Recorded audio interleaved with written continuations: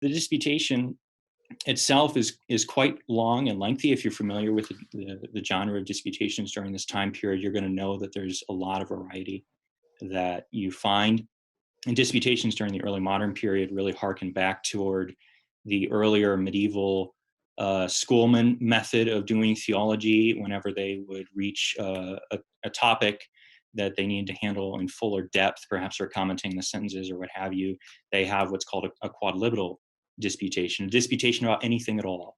And that's what the word quadlibral, roughly speaking, means, about any old subject.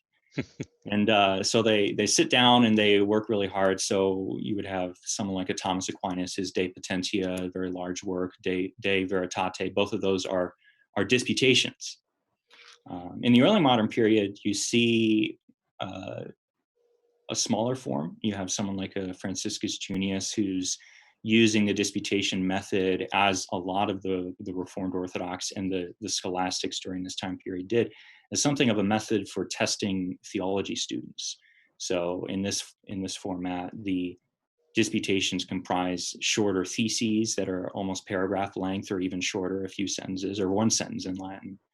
And these are theses that the student would memorize and then be tested on orally, either in front of the professor himself or perhaps in front of faculty or even in public.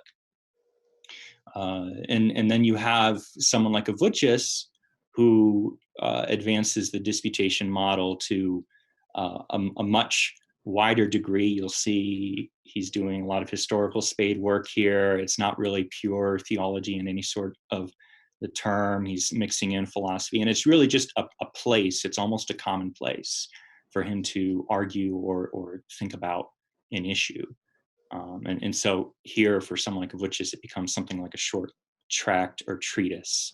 And that's what this piece is.